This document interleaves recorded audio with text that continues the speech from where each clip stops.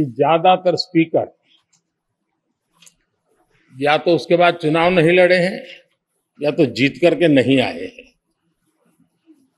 आप समझ सकते हैं कि स्पीकर का काम कितना कठिन है कि उसके लिए दोबारा जीतना मुश्किल हो जाता है, लेकिन आप जीत करके आए हैं, इसके लिए एक नया इतिहास आपने गढ़ा। It is very important that the voice of the opposition is allowed to be represented in this house. I am confident that you will allow us to represent our voice, allow us to speak, allow us to represent the voice of the people of India. Speaker, sir, the question is not how efficiently the House is run. The question is how much of India's voice is being allowed to be heard in this House.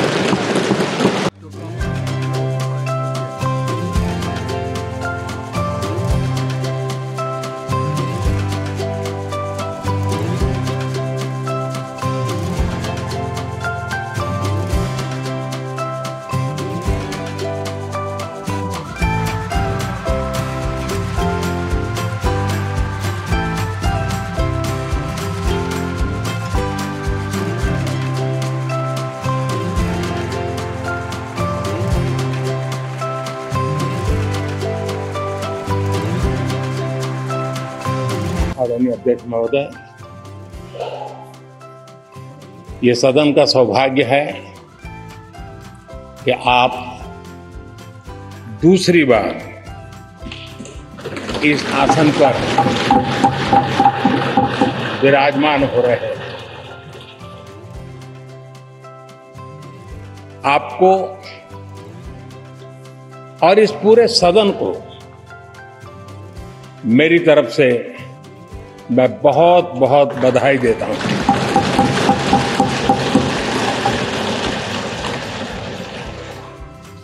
आदरणीय अध्यक्ष जी, मेरी तरफ से आपको शुभकामनाएं हैं, लेकिन इस पूरे सदन की तरफ भी आपको अनेक अनेक शुभकामनाएं।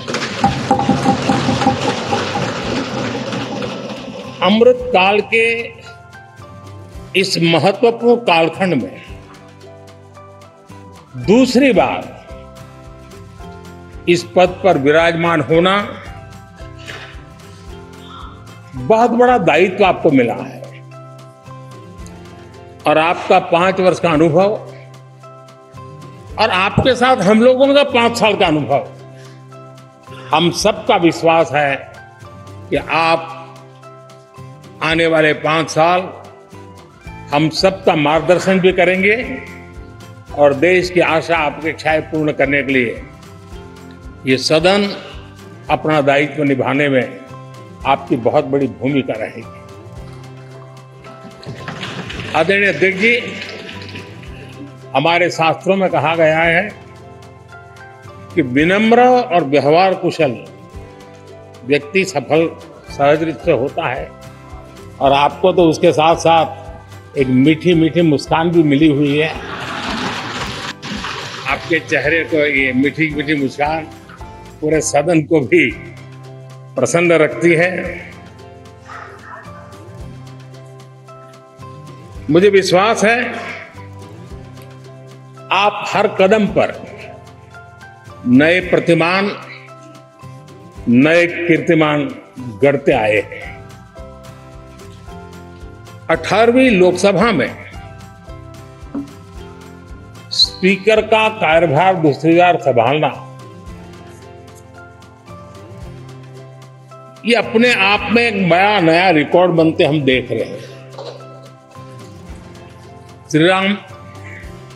श्री बलराम जाखड़ जी, वो पहले ऐसे अध्यक्ष थे जिन्होंने 5 साल कार्यकाल पूरा करके फिर दोबारा उनको स्पीकर बनने का अवसर मिला था। उसके बाद आप हैं जिन्हें 5 पूर्ण करने के बाद दोबारा इस पद पर आसीन होने का अवसर मिला। गत 20 साल का एक ऐसा कालखंड रहा है कि ज्यादातर स्पीकर या तो उसके बाद चुनाव नहीं लड़े हैं या तो जीत करके नहीं आए हैं। आप समझ सकते हैं कि स्पीकर का काम कितना कठिन है कि उसके लिए दोबारा जीतना मुश्किल हो जाता है, लेकिन आप जीत करके आए हैं, इसके लिए एक नया इतिहास आपने गढ़ा है।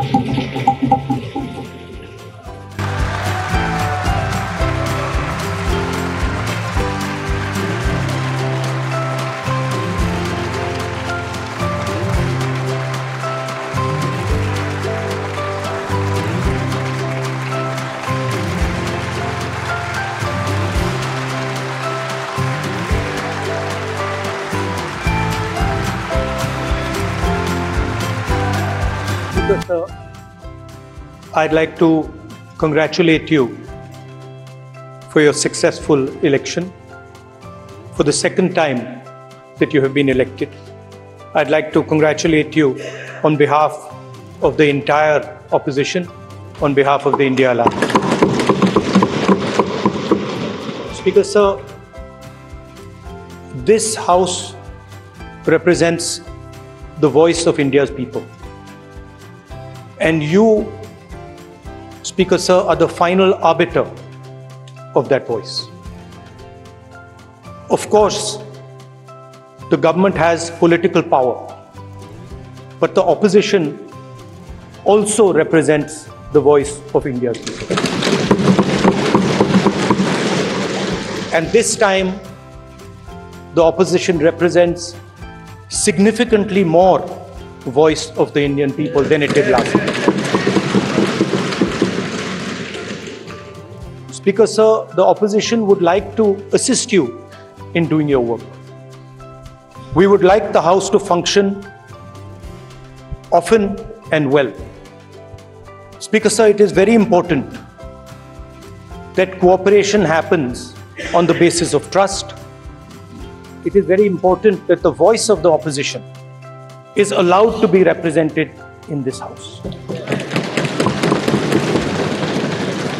I'm confident that you will allow us to represent our voice, allow us to speak, allow us to represent the voice of the people of India. Speaker Sir, the question is not how efficiently the House is run. The question is how much of India's voice is being allowed to be heard in this House. So the idea, Speaker Sir, so the idea that you can run the House efficiently by silencing the voice of the opposition is a non-democratic idea. And this election has shown that the people of India expect the opposition to defend the constitution, the Samvidhan of this country. And we are confident that by allowing the opposition to speak, by allowing us to represent the people of India, you will do your duty of defending the Constitution of India. I'd like to once again congratulate you, Speaker Sir, and also all the members of the House who have won their election. Thank you very much.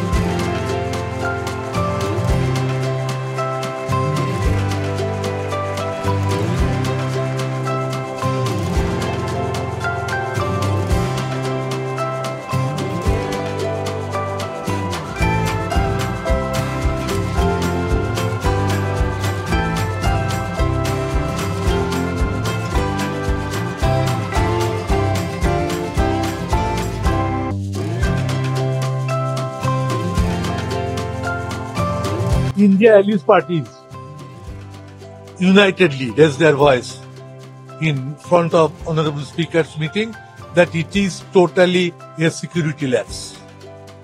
After independence, इसी तरह की घटना कभी ये संसद में नहीं घटी। नया संसद बनेंगे, नया संसद बनेंगे, नया संसद बनेंगे, सारे देश से छोड़ के विदेश तक इसको नारा देना शुरू कर दिया था। लेकिन इसका रक्षा के विषय पर, इसको सिक्योरिटी के विषय पर ध्यान नहीं दिया गया।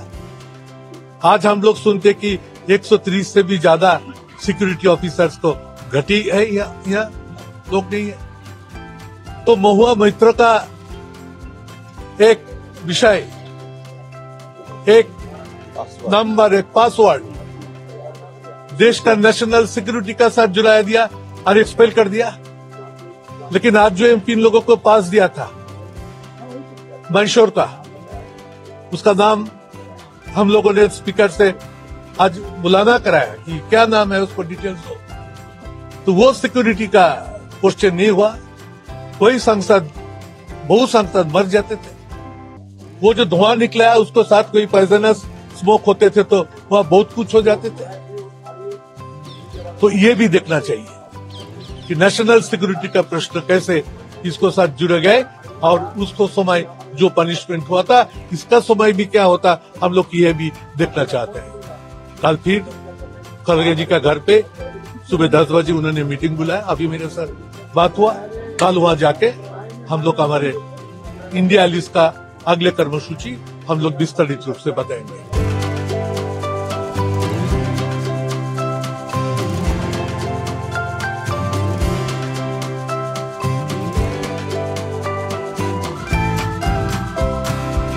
अध्यक्षता इस महान पद की महान जिम्मेदारी है।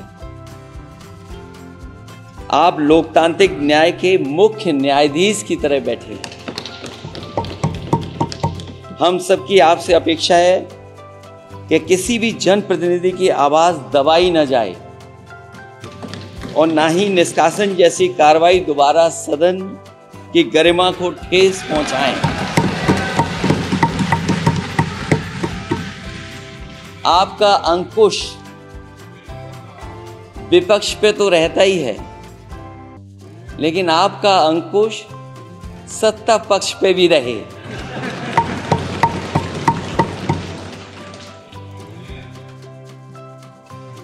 अध्यक्ष महोदय, आपके इशारे पर सदन चले, इसका उल्टा ना हो। हम आपके हर न्याय संगत फैसले के साथ खड़े हैं। मैं एक बार फिर आपको इस अध्यक्ष पद पर बैठने के लिए बहुत बहुत बधाई देता हूं।